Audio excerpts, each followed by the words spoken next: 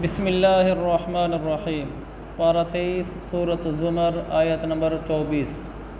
اعوذ باللہ من الشیطان الرجیم۔ افمن یتقی بوجہہ سوء العذاب یوم القیامہ وقیل للظالمین ذوقوا ما کنتم تکسبون کذب الذین من قبلہم فأتاہم العذاب من حیث لا یشعرون فأذاقهم الله الخزي في الحياة الدنيا والعذاب الآخرة أكبر لو كانوا يعلمون ولقد ضربنا للناس في هذا القرآن من كل مثل لعلهم يتذكرون، اور اگر ملا کر پڑھیں من كل مثل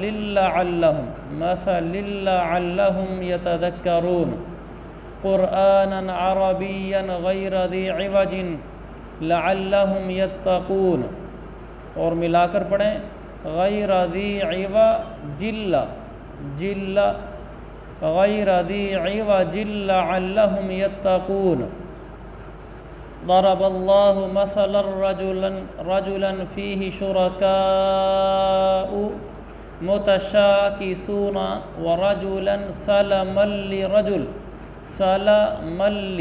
ملی پڑھیں گے سلما لرجل هل يستويان مثلا الحمد لله بل أكثرهم لا يعلمون إنك ميت وإنهم ميتون ثم إنكم يوم القيامة عند ربكم تختصمون۔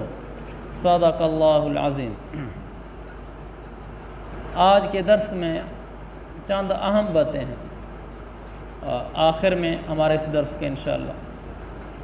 اللہ تعالیٰ فرماتا ہے افمن یتقی بوجہہ سوء العذاب یوم القیامہ، بھلا اس شخص کا کیسا برا حال ہوگا جو قیامت کے دن اپنے چہرے ہی سے بدترین عذاب کو روکنا چاہے گا، اور ظالموں سے کہا جائے گا چکھو مزہ اس کمائی کا جو تم نے دنیا میں کر رکھی تھی۔ جو لوگ ان سے پہلے تھے انہوں نے بھی پیغمبروں کو جھٹلایا تھا، جس کے نتیجے میں ان پر عذاب ایسی جگہ سے آیا جہاں سے ان کا گمان بھی نہیں تھا۔ چنانچہ اللہ نے ان کو اسی دنیاوی زندگی میں رسوائی کا مزہ چکھایا، اور آخرت کا عذاب تو اور بھی بڑا ہے، کاش یہ لوگ جانتے۔ اس میں اللہ تعالیٰ نے فرمایا کہ آخرت میں ایسے لوگ ہوں گے جو قیامت کے دن اپنے چہرے سے عذاب کو دور کر رہے ہوں گے۔ دنیا میں دستور یہ ہے، جب آدمی کے اوپر کوئی پریشانی، مصیبت، تکلیف آتی ہے تو وہ اپنی اہم چیز کو بچاتا ہے اور کم اہم چیز کو آگے پیش کرتا ہے تاکہ نقصان اس پر آئے۔ مثلا اگر کوئی گیند یا کنکری میری آنکھ کی طرف آ رہی ہے تو میں جلدی سے ہاتھ آگے کروں گا، حالانکہ میرا ہاتھ بھی تو زخمی ہو سکتا ہے، حتیٰ کہ اگر کسی نے چھرا میرے چہرے پر مارا تو پھر بھی میں ہاتھ آگے کروں گا، تو ہاتھ بھی تو کٹ ہی جائے گا۔ لیکن چونکہ چہرے کا نقصان زیادہ ہے اس لیے میں ہاتھ آگے کروں گا۔ ہر جگہ آدمی ایسے ہی کرتا ہے کہ اپنے بڑے نقصان کو بچاتا ہے، چھوٹے نقصان کو آگے کرتا ہے۔ آدمی کو اگر مار پڑ رہی ہو تو وہ کوشش کرتا ہے کہ میرا چہرہ اور میری اہم جگہ بچ جائیں، اس کے لیے اس کے پیٹھ پہ لگ جائے سوٹی، ڈنڈا، اس کے ہاتھوں پہ، ٹانگوں پہ، عموماً وہ چہرہ بچا رہا ہوتا ہے، اس لیے کہ چہرے کی ایک تو تکلیف زیادہ ہے، یہ کھال نرم زیادہ ہوتی ہے، یہاں پہ تکلیف زیادہ ہوتی ہے، یعنی اگر کوئی آدمی کو ڈنڈا لگے ٹانگ کے اوپر اس کا درد کم ہے، اگر اس کے یہاں چہرے کے اوپر لگے تو یہ زیادہ ہے۔ ٹانگ جل جائے اس کا درد کم ہے، اگر یہ چہرہ جلے اس کا درد زیادہ ہے، کیونکہ یہ نازک جگہ ہے جسم کی، کھال کی۔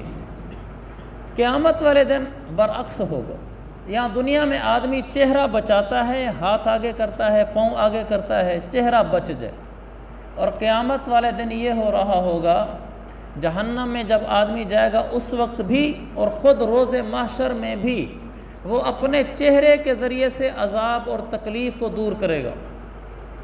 صحابہ نے کہا کیسے یا رسول اللہ؟ آپ نے فرمایا، آپ نے حدیث تفصیل سے بیان فرمائی قیامت والے دن جب لوگ اٹھیں گے تو 3 کیٹیگریز میں تقسیم ہو جائیں گے، درجہ بندی ہو جائے گی۔ نمبر 1 پہلا درجہ جو ہوگا یہ وہ لوگ ہوں گے، تو آپ نے فرمایا یمشون علی اقدامہم، پہلا آپ نے فرمایا صنفاً رکبان۔ جب ہم سب لوگ قبروں سے باہر نکلیں گے نا تو سب انسان 3 درجات میں تقسیم ہو جائیں گے۔ ایک وہ قسم ہوگی جن کے لیے سواریاں تیار کھڑی ہوں گی، وہ باہر نکلیں گے قبروں سے، ایڑ لگائیں گے، میدان محشر پہنچ جائیں گے۔ یہ نیک لوگ ہیں، مسجدوں والے لوگ ہیں، شریعت والے لوگ ہیں، مولوی ملا لوگ ہیں جن کو آج تانے سننے پڑتے ہیں۔ دوسری قسم وہ ہوگی، آپ نے فرمایا صنفاً مشاطن، باہر نکلیں گے، سواری کوئی نہیں ہوگی، لیکن پاؤں کے بل آہستہ آہستہ چل کر میدان محشر پہنچیں گے۔ تیسرے وہ ہوں گے، آپ نے فرمایا صنفاً علی وجوہہم، یہ اپنے چہرے کے بل چلیں گے، چہرہ نیچے اور ٹانگیں اوپر ہوں گی، ایسے یہ چل کر میدان محشر پہنچیں گے۔ اس پر صحابہ نے کہا کیف یمشون علی وجوہہم، یا رسول اللہ چہرے کے بل کیسے چلیں گے، منہ نیچے اور پاؤں اوپر، ایسے انسان کیسے چلے گا؟ تو آپ نے فرمایا صرف یہی نہیں کہ چہرے کے بل چلیں گے، بلکہ اسی چہرے کے بل چلتے ہوئے جا رہے ہوں گے، راستے میں جھاڑیاں کانٹے آئیں گے، یہ اپنے چہرے سے اس کو ہٹائیں گے۔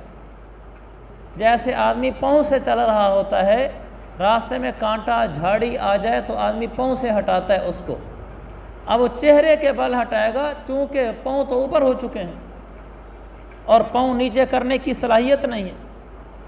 دنیا میں تو ہے پاؤں کے بل چل رہا ہے، ہاتھ اونچے ہیں، لیکن نیچے کانٹا آ گیا تو ہاتھ نیچے کر لیے، کانٹا اٹھا لیا، وہاں ایسا نہیں ہوگا۔ آپ نے فرمایا اسی چہرے کے ذریعے سے کانٹے دار جھاڑیوں سے اپنے آپ کو بچا کر چلے گا، منہ سے ایسے کرے گا۔ صحابہ حیران ہو کر پوچھنے لگے کس طرح کرے گا منہ سے، اور منہ سے چلے گا کیسے؟ چلنا تو پاؤں سے ہوتا ہے۔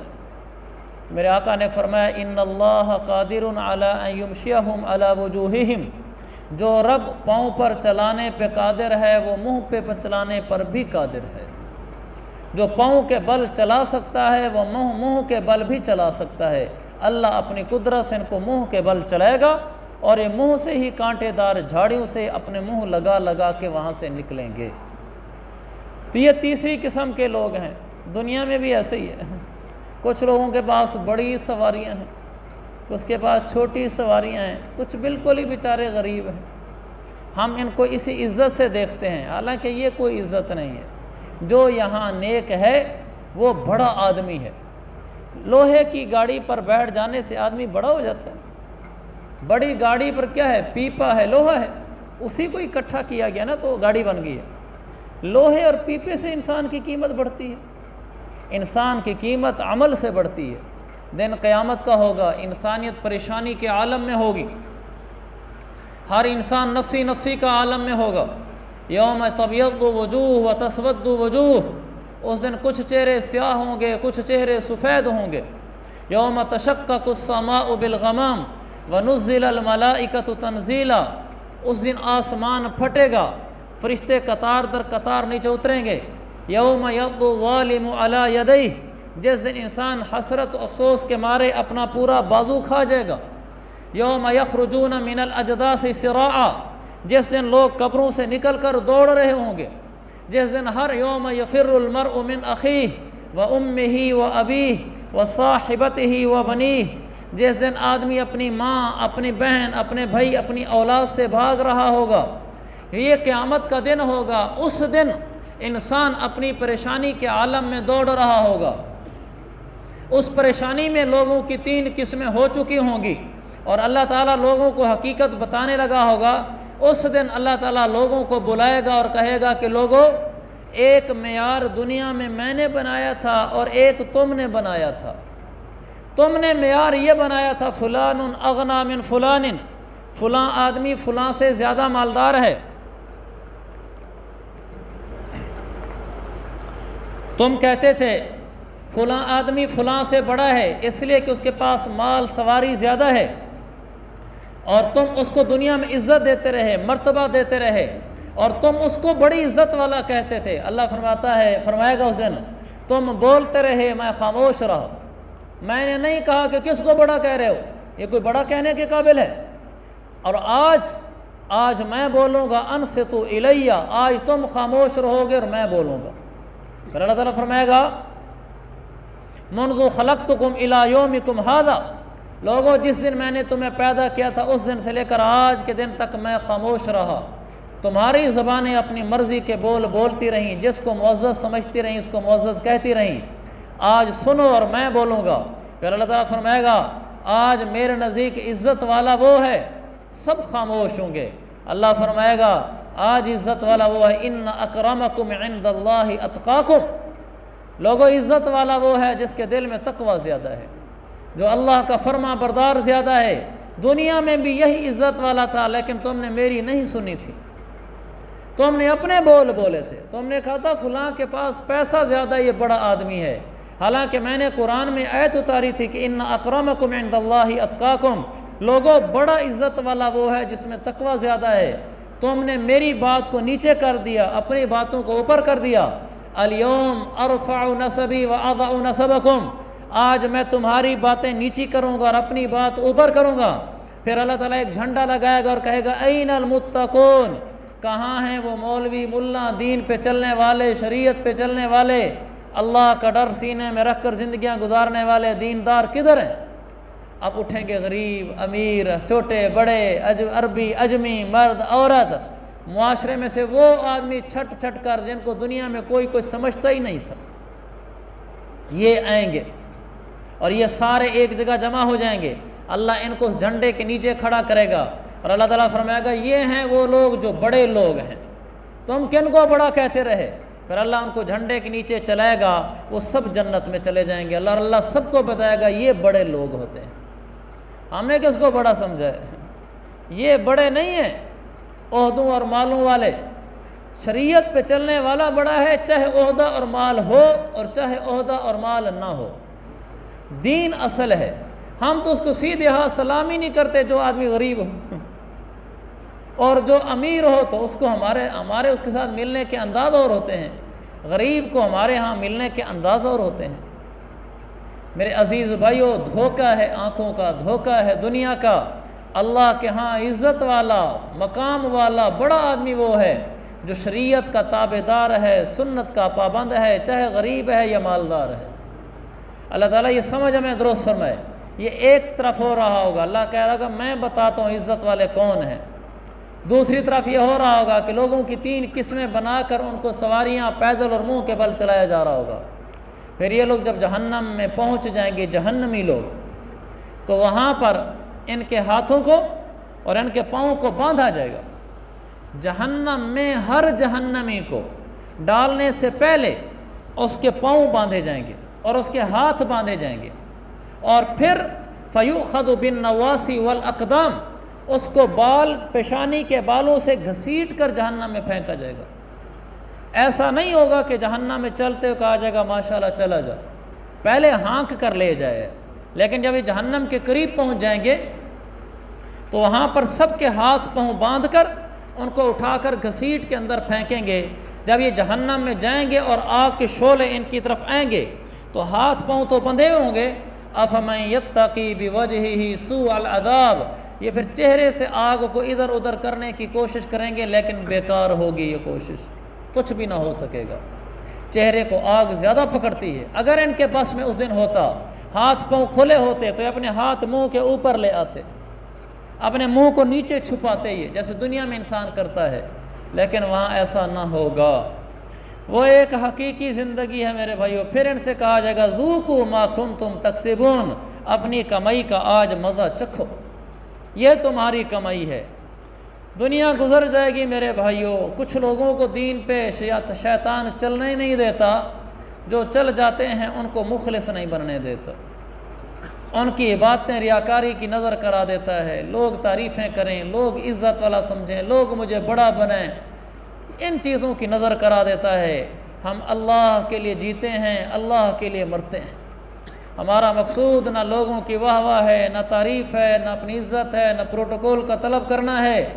ہمارا جینا مرنا سب اللہ کے لیے ہے۔ یہ زندگی جس دن نصیب ہو گئی اس دن صحیح معنوں میں جینا نصیب ہوگا۔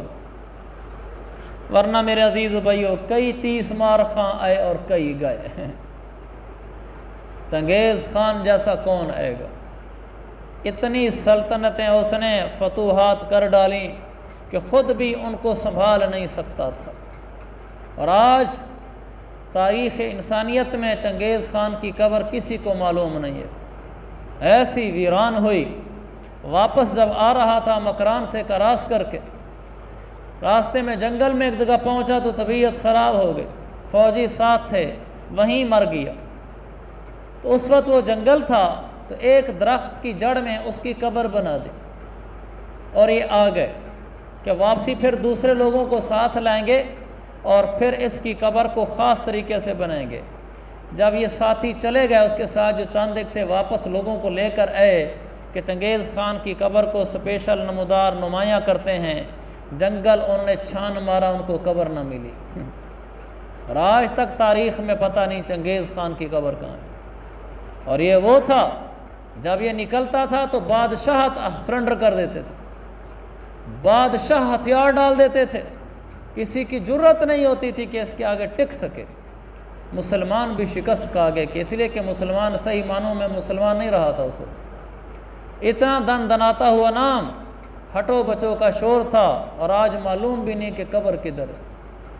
ہم کوئی نئے آئے ہیں اس دنیا میں میرے بھائیوں، ہم کوئی نئے آئے ہیں، بڑے یہاں پہلے تلمبا میں آئے، جاؤ قبرستان میں جا کے دیکھو، ایسے پڑے ہوں گے کہ جب تلمبا میں آتے تھے چلتے تھے لوگ ان کے لیے راستے چھوڑ دیتے تھے، جب وہ بازار میں آتے تھے بازار لپک لپک کے ان کی عزت کے لیے کھڑا ہوتا تھا، سلام کرتے تھے۔ آج ان کی قبروں میں جا کر دیکھو ہڈی بھی نہیں ملے گی، کدھر گئے ہیں وہ سارے؟ اور بہت سارے تو ایسے ہیں جن کی قبروں کا نام و نشان نہیں۔ تلمبا میں ہمارے قبرستان ہیں کتنے؟ 2 قبرستان ہیں، یہ 3 ہوں گے، 3 قبرستان ہیں، 3 قبرستان ہیں، اور ہزاروں سال پرانا شہر ہے، حضور علیہ السلام سے پہلے کا شہر ہے، یہ تاریخی لحاظ سے 6000 سال پرانا شہر ہے، 6000 سال پرانا شہر ہے۔ 6000 سال میں کتنے 30 مار خاں آئے؟ کدھر ہیں ان کی قبریں؟ قبرستان تو 3 ہیں، اور وہ بھی پورے نہیں ہو رہے، نئے قبرستان کی جگہ خرید رہے ہیں۔ ایسے ہم نے بھی مٹ جانا ہے، کیوں شیطان کے دھوکے میں آتے ہیں کہ ہم کوئی چیز ہیں؟ بس اللہ کو راضی کریں اور دنیا سے چلے جائیں۔ اللہ کی قسم یہی اصل زندگی ہے، کہ جو رب کو راضی کر کے یہاں سے چلا گیا وہی سمجھدار تھا اور وہی پار لگا ہے۔ اللہ مجھے بھی سمجھ دے، آپ کو بھی سمجھ دے۔ تو آگے فرمایا اللہ نے، اور ہم نے لوگوں کے لیے قرآن میں کئی قسم کی مثالیں بیان کی ہیں تاکہ لوگ سبق حاصل کریں۔ یہ عربی قرآن جس میں کوئی ٹیڑھا پن نہیں ہے، یہ اس لیے تاکہ لوگ تقوی اختیار کریں۔ مثال اللہ نے یہ دی ہے کہ ایک غلام شخص ہے جس کی ملکیت، ایک غلام شخص ہے جس کی ملکیت میں کئی لوگ شریک ہیں، جن کے درمیان آپس میں کھینچ تان بھی ہے، اور دوسرا غلام شخص وہ ہے جو پورے کا پورا ایک ہی آدمی کی ملکیت ہے۔ کیا ان دونوں کی حالت ایک جیسی ہو سکتی ہے؟ الحمدللہ اس مثال سے بات بالکل واضح ہو گئی، لیکن پھر بھی اکثر لوگ نہیں سمجھتے۔ یہ اللہ نے توحید کی ایک مثال بیان کی ہے۔ ایک تو یہ کہا کہ قرآن میں ٹیڑھا پن نہیں ہے۔ قرآن میں ٹیڑھا پن کا مطلب یہ کہ قرآن میں کہیں غلطی نہیں ہے۔ کتنا بڑا چیلنج ہے، کتنا بڑا چیلنج ہے، 1500 سال پہلے اترنے والا کلام، اور وہ چیلنج کرتا ہے کہ میرے اندر کوئی ٹیڑھا پن، کوئی غلطی نہیں ہے، اور آج تک غلطی نہیں پکڑی گئی۔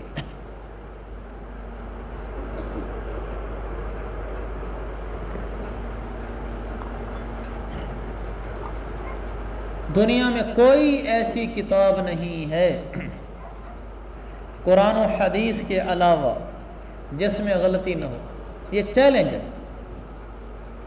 دنیا میں کوئی ایسی کتاب نہیں ہے جس میں غلطی نہ ہو، اس میں کہیں نہ کہیں کوئی غلطی رہ جاتی ہے، اور بعض دفعہ تو ایسا بھی ہوتا ہے کہ لکھنے والا خود کہہ رہا ہوتا ہے کہ یہ میں نے غلط لکھا تھا۔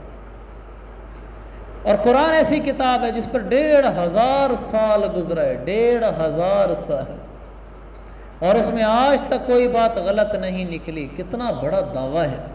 یہی تو قرآن کے سچ ہونے کی دلیل ہے، اور ہمارے اسلام کے سچ ہونے کی دلیل ہے۔ ہمارا اسلام سچا ہے، اسلام قرآن حدیث کا نام ہے۔ یہ قرآن ہے، اس میں غلطی دکھلاؤ، اور کمال یہ ہے کہ قرآن سائنس سے بات کرتا ہے، قرآن تاریخ بولتا ہے، قرآن پچھلی امت کے قصے اور کہانیاں بیان کرتا ہے، قرآن آنے والے واقعات بیان کرتا ہے، اور قرآن سائنس کی باتیں کرتا ہے۔ مجال ہے کہیں کہیں ہلکی سی غلطی نکلی ہو، خاص طور پر میں عرض کیا کرتا ہوں سائنس والی باتوں میں تو قرآن میں غلطی نکلنی چاہیے تھی، اس لیے کہ جب یہ سائنس قرآن میں بیان ہو رہی ہے اس میں تو سائنس کا بھی ایجاد نہیں ہوا تھا، موجودہ سائنس کا کوئی تخیل تصور تک نہیں تھا، موجودہ تھیوریز ٹیکنالوجیز کا کہیں حاشیہ گمان میں بھی خیال نہیں تھا، پھر یہ کیسے سائنس صحیح بیان کرتا ہے؟ جبکہ سائنس بیان کرنے والے خود اپنی تھیوری سے رجوع کرتے رہے، پیچھے ہٹتے رہے اور کہتے رہے یہ نظریہ ٹھیک نہیں ہے، یہ ٹھیک ہے، یہ ٹھیک نہیں ہے، یہ ٹھیک ہے، لیکن قرآن نے جس کو بیان کیا ڈنکے کی چوٹ بیان کیا، اور میں کئی دفعہ یہاں وہ سائنس کے پہلو بیان بھی کر چکا ہوں اور وہ آج تک غلط ثابت نہیں ہوئے۔ یہ کیسی عجب کتاب ہے! اللہ کہتا ہے یہ حق ہے، وَمَنْ أَصْدَقُ مِنَ اللَّهِ قِيلًا، اللہ سے سچا کوئی ہے تو لو۔ تو اللہ نے پھر اس میں ایک مثال دی توحید کی اور شرک کی۔ اللہ نے فرمایا موحد اور مشرک آدمی، یعنی توحید پرست اور شرک پرست آدمی کی مثال ایسے ہے جیسے دو غلام ہوں۔ ایک غلام وہ ہے جس کے مالک کئی ہیں، دوسرا غلام وہ ہے جس کا ایک ہی مالک ہے۔ جس غلام کے کئی مالک ہیں یہ غلام ہمیشہ پریشان رہتا ہے، اس لیے کہ کوئی مالک کہتا ہے میرا کام کر، ابھی وہ پورا نہیں ہوا ہوتا دوسرا مالک کام کہہ دیتا ہے، اور وہ بیچارہ کسی کو راضی نہیں کر سکتا۔ کسی مالک کی چاہت یہ ہے کہ اس طرح کے کپڑے پہنا کر، کس مالک کی چاہت یہ ہے۔ پھر سارے مالکوں کا ایک ہی غلام ہے، کوئی اس کو اپنا نہیں سمجھتا، وہ کہتا ہے اکیلا میرا تھوڑی ہے، اس کا بھی ہے، وہ خیال کرے گا اس کا بیماری علاج کا۔ وہ ساری زندگی پریشان ہی رہتا ہے۔ اس کے بالمقابل ایک ایسا غلام ہے جس کا ایک ہی مالک ہے، تو وہ مالک اس کو اپنا غلام سمجھتا ہے، اس کی بیماری دوا دکھ کو اپنی ذمہ داری سمجھتا ہے، اور اس غلام کے لیے مسئلہ حل کرانا اپنے مالک سے مشکل نہیں ہوتا، اس کو جا کر کہتا ہے، وہ اس کی بات مانتا ہے اور وہ بھی سمجھتا ہے کہ یہ میرا ہی غلام ہے۔ اسی طرح جو موحد ہوتا ہے وہ ایک اللہ کو پکارتا ہے اور صرف اسی کو معبود سمجھتا ہے، اور اللہ بھی اس کو اپنا سمجھتا ہے کہ یہ میرا بندہ ہے۔ اس کے لیے اللہ کو راضی کرنا آسان ہے کہ ایک ہی اللہ کا حکم ماننا ہے، زیادہ حکم دینے والے تو ہیں نہیں۔ جو مشرک ہوتا ہے اس کے کئی خدا ہوتے ہیں، تو وہ بیچارہ کسی کو راضی نہیں کر سکتا۔ جیسے ایک غلام زیادہ مالکوں کا ہو پریشان رہتا ہے، اور اسی طرح ایک مشرک جس کے کئی خدا ہوتے ہیں وہ بھی ایسی پریشان رہتا ہے، اور ایک غلام جس کا ایک مالک ہے وہ خوشحال رہتا ہے۔ اسی طرح وہ ایک انسان جس کا ایک ہی معبود ہے وہ انسان بھی خوشحال رہتا ہے۔ تو ایک اللہ کے آگے جھکنا چاہیے، لوگوں کے آگے نہیں جھکنا چاہیے۔ وہ اقبال نے کہا تھا نا کہ وہ ایک سجدہ جسے تو گراں سمجھتا ہے، ہزار سجدے سے دیتا ہے آدمی کو نجات۔ وہ ایک سجدہ جسے تو گراں سمجھتا ہے، ہزار سجدے سے دیتا ہے آدمی کو نجات۔ ہمیں اللہ کے آگے ایک سجدہ مشکل لگتا ہے، ہم در در کے سجدے کرتے ہیں، ایک ایک انسان کے در پہ جا کے یہ سمجھتے ہیں کہ میرا مسئلہ یہاں سے حل ہوگا۔ ہمارا مسئلہ کسی سے حل نہیں ہوگا، ہمارا مسئلہ ادھر سے حل ہوگا۔ دنیا ہے، اسباب کی دنیا ہے، سبب کے درجے میں کسی سے کچھ کہنے میں حرج بھی نہیں ہے، لیکن دل کی سوئی ادھر ہی اٹکے۔ وہ چاہے گا کام ہو جائے گا، وہ نہیں چاہے گا ساری دنیا مل جائے گا، کام ہی ہو سکتا۔ خطبے میں حدیث پڑھتا ہوں، وَلَوِ اجْتَمَعُوا عَلَىٰ أَن يَنْفَعُوكَ بِشَيْءٍ لَمْ يَنْفَعُوكَ إِلَّا بِشَيْءٍ قَدْ كَتَبَهُ اللَّهُ لَكَ۔ ساری انسانیت، سارے عہدے داران، افیسران، بادشاہان جمع ہو جائیں کسی ایک آدمی کا کوئی ایک بھلا کرنے کا، اللہ نہ چاہے یہ سارے مل کر اس کو وہ فائدہ نہیں پہنچا سکتے۔ اللہ چاہے گا فائدہ پہنچے گا، اللہ نہیں چاہے گا فائدہ نہیں پہنچے گا۔ کسی کے ہاتھ میں کچھ نہیں ہے، ایک اللہ کے ہاتھ میں سب کچھ ہے، لہذا اسی اللہ کی طرف دوڑنا چاہیے، اسی کو اپنا بنانا چاہیے۔ اللہ تعالیٰ مجھے آپ تم سب کو اپنا تعلق نصیب فرمائے۔ آخری دو آیتوں میں دو اہم مضمون ہیں، وہ ذرا وقت طلب ہیں، ہمارا وقت ختم ہو رہا ہے، تو انشاءاللہ ان کو کل کے درس میں رکھ لیتے ہیں۔